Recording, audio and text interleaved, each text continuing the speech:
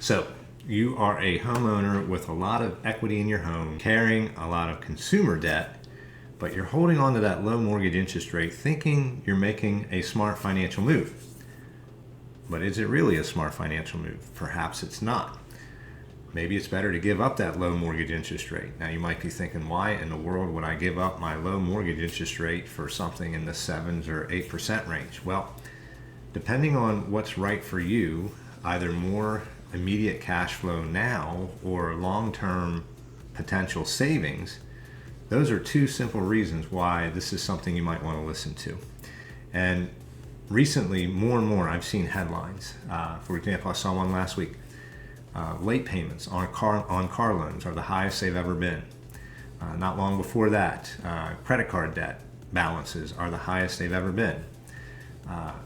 Personal savings rates are the lowest they've ever been. So more and more we're starting to see these hairline fractures within people's budgets, household budgets, income and expenses, and it's getting very challenging right now in order to meet current financial demands. So let's take a look at a model that I created, and I think you're going to find this to be very interesting, and we'll see if this can be applied to you. So I created a model in this case to see what really does make the most sense. Now, perhaps you do have a low mortgage rate, and in this model I'm using the rate of 3.25%. And the question becomes, okay, that's your mortgage, but do you have a car loan? And if so, let's add that in and see what your blended rate is. So what you're paying across your debt of your mortgage and your car loan. Well, when we add that in, we see that the blended rate now, instead of being 3.25%, increases to 4.157%. So it's now slightly above 4%. So the next question is, do you have any credit cards? And when we add in all of those debts, now we see that the blended rate is 6.46%. And the question becomes, is there a better financial strategy? Is there a better way to do this? Namely by refinancing them and consolidating the high interest rates that you have on those different debts that you have. So let's continue with the model and see how this plays out. So let's say you bought your house originally 4 years ago for $500,000, and obviously today values have gone up.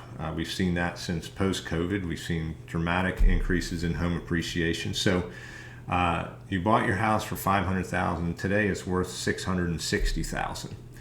Also, back when you bought your house, you took out the loan for $400,000, and you have a remaining balance after your regularly scheduled monthly payments. You've paid down your loan balance now to $362,000. So let's also assume that 2 years ago, during the pandemic lows, you refinanced your mortgage to grab that extra low interest rate of 3.25%. And since that was 2 years ago, you now have 28 years remaining on your mortgage. And your total mortgage payment, principal, interest, tax, and insurance is $2666. So clearly, it would be crazy to do a regular refinance right now. I mean, who's going to do that? Nobody would do that in their right mind. So if someone were to do that, just to play this out, the proposed interest rate on a regular refinance is 7%. And oh, by the way, you're going to pay $3,000 to get that benefit of a higher mortgage interest rate. So nobody's going to do that. That's the definition of insanity. But what if you have debts? And in our model, we have some debts here. According to a recent survey, the average household has $96,000 in consumer debt. So what if we could take those debts that you have and eliminate them by increasing the loan amount? And let's see what happens when we do that, even though it's at a higher interest rate. Now here we have the example of the current mortgage, or you're currently paying out altogether $5,710 in cash outlay. And if we were to do a regular refinance, that would increase your payment, your mortgage payment, by $794. But if we look at the difference, over here where we have what we call your loan to value, which is how much your loan is compared to the value of your home. And we see this white space here, and this white space is indicative of the equity that you have in your home. And we see that in this model, you have $130,000 in equity. So what if we were to tap into that $130,000? And again, in our example, we have $104,000 in debt. Remember, the average household has $96,000. So that could be credit cards, car loans, student loans, personal loans, add them all up. In this example, again, $104,000, and we have $130,000 in equity. So what if we were to tap into that equity, pull some cash out to pay off the debt, and we increase the mortgage balance amount? And let's see what that does. Well, that generates a savings of $1,318 a month over and above what we're paying now. Now, remember, we were paying $5,710 a month for everything, our mortgage and all of our debts, and now our new mortgage payment is $43.92, which I know you can't see, my face is blocking the number here, but it's a savings of $1,318 a month. So that's a huge number. That's the same idea as making an additional salary of $20,000 to $25,000 tax free, and this is life changing for people. What could you do with this money? You could, all sorts of things you could do with this money. But let's say we, instead of, obviously you can use it right now to make ends meet if cash flow is very tight. But if you continue to make the same payment as what you're doing, so in other words, we're going to take this $1,318 and we're going to put it on top of the new mortgage payment. What would that do? So essentially, you're making the same payment. So we're going to apply it to the principal. You're making the same payment. What is that going to do? Well, I'll tell you what that's going to do. That will have you pay off your new mortgage loan in 13 and a half years. And remember, by non-consolidating, you have 28 years and 2 months left to go. So you just shaved off 14 years and 8 months of payments. How many payments does that add up to? Well, that saves you 176 payments that you now no longer have to make just by continuing to pay what you pay now, but in a different way of going about it. So now the question becomes, well, do you have to wait until 13 and a half years go by to really benefit from doing this debt consolidation? So let's take a look at it that way, from that perspective, and see what it does in a shorter time period. So here we have our two proposals here. We have our existing situation. We owe just about $362,000 on our mortgage. We have $104,000 in our debts, and we are proposing to roll them all into one loan. And what will that do? Well, in just 5 years' time, so after 5 years, the balance on the loan will have decreased by $120,000. We will now only owe $348,000 in this column. And in our existing situation, if we do nothing, we will owe $319,000 on that mortgage balance, but we'll still have $56,000 in debt. So we are now saving, just after 5 years, $26,741 just from 5 years from now. So that's a guaranteed savings. That's also tax-free savings. You're not paying any income tax on that. And it doesn't matter what the stock market does, what the bond market does, what cryptocurrency market does. This is a guarantee to you to be money in your pocket just after 5 years. Let's take it a step further. What if we were to go out 10 years from now? So again, we have our do nothing column and roll it all into one column. So after 10 years, if we roll all of the debts into one loan and we continue to pay what we've been paying, you will now only owe $171,000. Whereas if you do nothing, you owe $268,917 plus $56,000 on your revolving balance, credit card balances, for a total of $324,000. That is a difference of $153,000 if you were to consolidate it.